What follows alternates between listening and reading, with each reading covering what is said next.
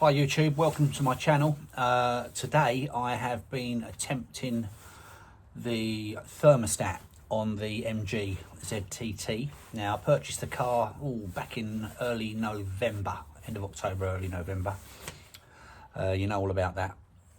And basically, you know, some of the good points, we won't go over all the bad points now, but some of the good points were it had a clutch, it had cam belts done at 100,000, bearing in mind it's got 138 on it now, which was all good news. And I was told it's had a water pump, and I was told it's had a thermostat. Now, I've got no dates on when that thermostat and that housing, that water pump were done, but I did notice when I had the top cover off it that there was a little pool of water lying in the V, which is like the common sort of thing. I watched a couple of videos myself on it on YouTube. There is one in particular, and I can't remember the name of it, but it was very good and informative. And there's a heck of a lot of stripping down to do, but I somehow got a bit lucky in that I gained access without taking out quite as much or disconnecting quite as much as that particular video. I'll put a link on, or I'll name that video if I can when I do the finishing cut. So yeah, this is where we're at. So I'll give you a look at the car to show you what and I'll try and tell you what I've done. I haven't videoed it. It's a lousy day. It's that day we're expecting that storm barra or whatever it's called. And I got a late start on the car and I didn't know how long it was going to take me, and I've not videoed it, but I'm going to give you some ideas now. Right, here we are at the business end.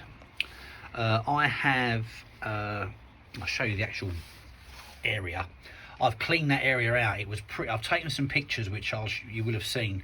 It was pretty filthy, gunky, rusty, etc. So I've given the entire area a really good clean out, and I've given it a coat of etch primer because it's alley, and a bit of high temperature paint just to tidy it up. And also, when I'm looking to see if it's leaking later on, I'll be able to get a nice view through the inlets as to what's going on down there.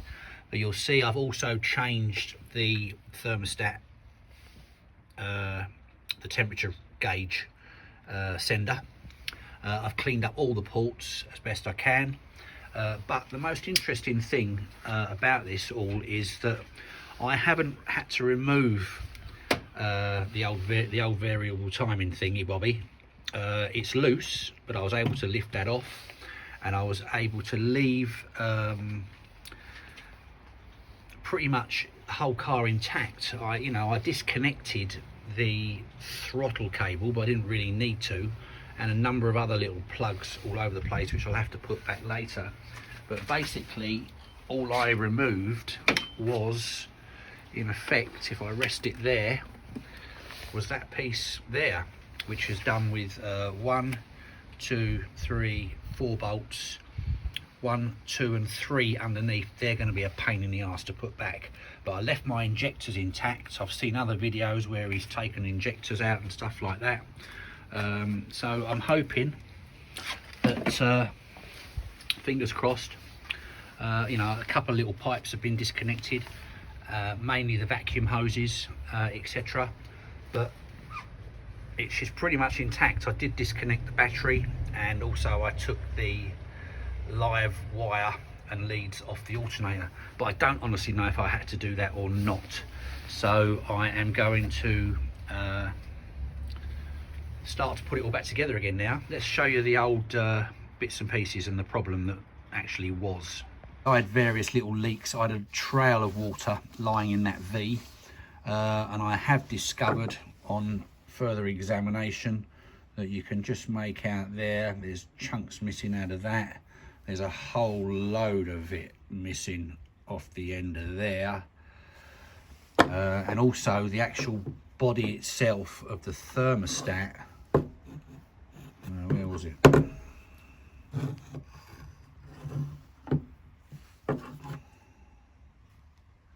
That's weird. How weird's that? I can't see it.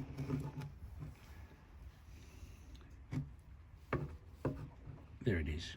Oh no, that's not it, that's a seam. This one. There it is. there's a crack. You can just make that out. There you go. Crack in the body there, so it's leaking there. They're prone, by all accounts, of going here, but it doesn't appear to have gone that far. I've got a slightly different part number on mine, so I'm on the new one, which I'm hoping, you know, it's plastic again. I know that there is a company that are making metal ones, but there's a bit of a waiting list for them. The other pipe, not too terrible. Again, gunky. So I'm also, let's get rid of those bits for now and take a look at the new ones. Right, so yes, new parts there, and in there, I'll get out the bag in a minute, is my new body. So I'm going to start assembling it now, and I'll take some pictures along the way. I can't video it today, but like I say, the strip down wasn't as intense as I had imagined, and I'm also going to go against the grain probably, and on my joints here and here and here, and maybe, no, that's a hose pipe, so it doesn't matter. I'm going to be using a little bit of HT silicone, just a smidge around those O-rings to help them seal up. So let's crack on with the putback. And oh, the other thing as well, the other day the clutch pedal decided to go to the floor while I was reversing. It recovered pretty much straight away, and I thought, Jesus, here we go. My biggest concern with that was, is it the eccentric slave on the gearbox end? And I thought, Jesus, on the clutch end, that's a stripped down job to do that. But I stuck my head underneath the footwell first of all, and I could just make out a little telltale leak of fluid from the reservoir. I have a new one here. I was going to try and fit it today, but I don't think I'll be able to. So I've got a new, this is an uprated version. The old master cylinders are plastic, basically. They have a plastic shaft there, but this has a metal one, and it has quite a nice cast body. I'll let you know where I got that from. And it comes with a new pipe, which you've got to straighten out yourself and feed it through up to the top of the gearbox, where it will marry up with that push fit. So yes, that's on my list of jobs to do as well, but let's get finished off with the thermostat. Right, thermostat back in. Pipe work, basically clips on either end. They need to be pushed out as far apart as they possibly can within their little collars, and that's just all they do is to stop this from sliding backwards a little bit, but there's not a lot of travel on it anyway.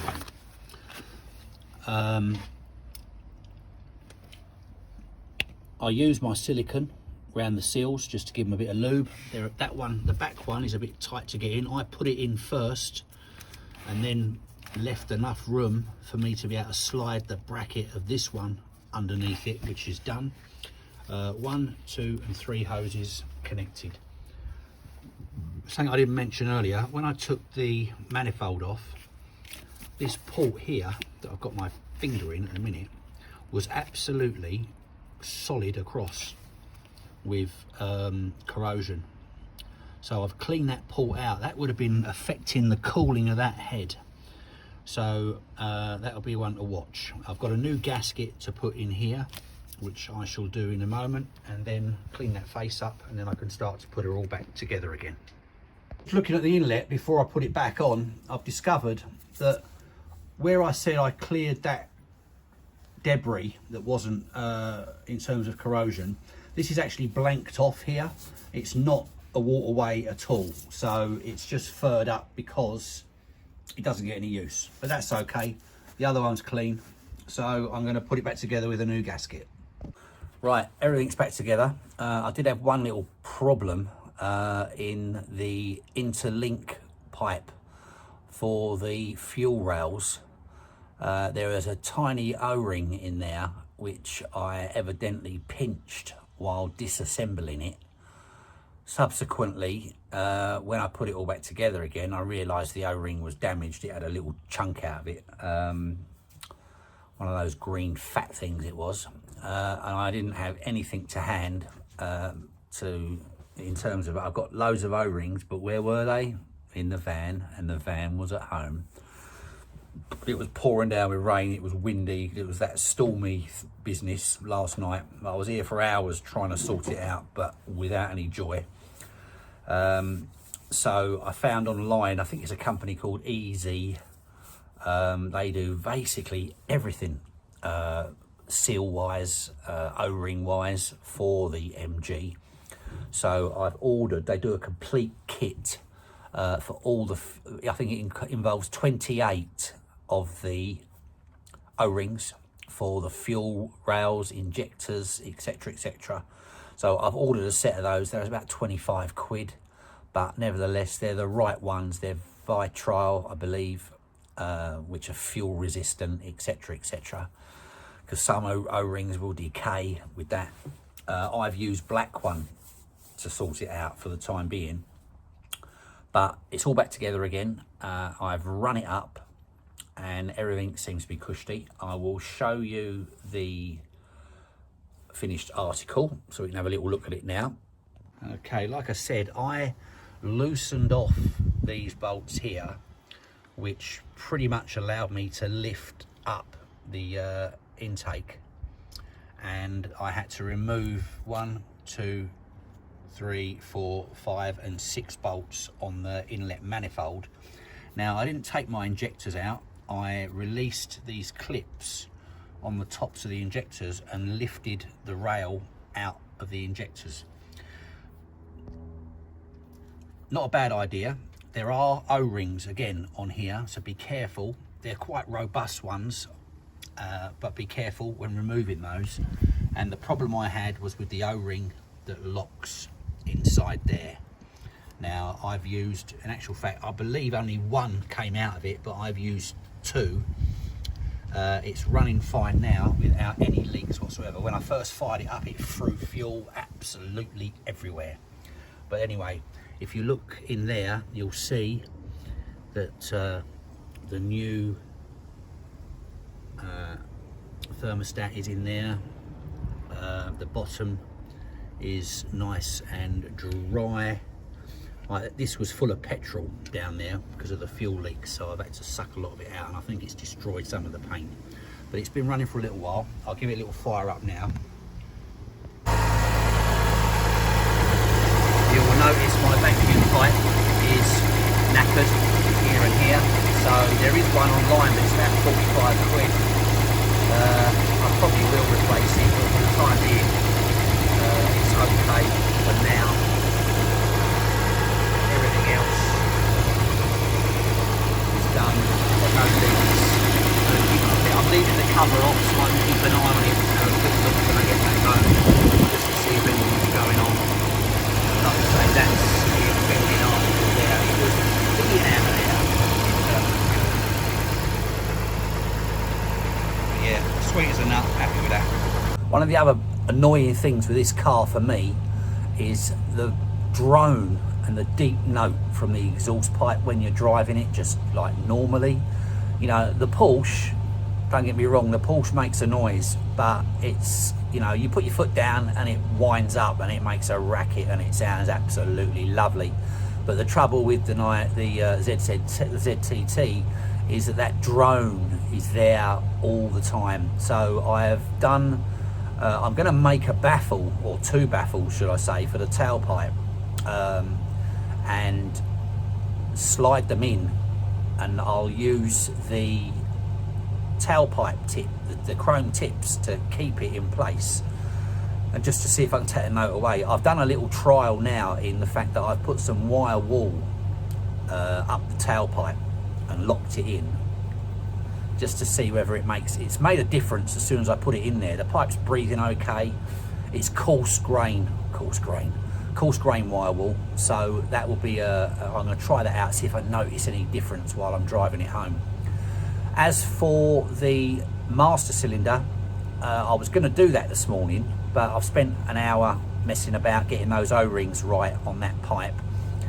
But looking at it, it looks a little bit more entailed. I think I'm going to need to remove that the variable 6-cylinder, you know, the intake at the back of the engine, the electronic side of it, just so I can get my hand down and line that pipe up, because you've got a copper pipe there which you're going to have to manipulate a little bit to go around corners and stuff like that.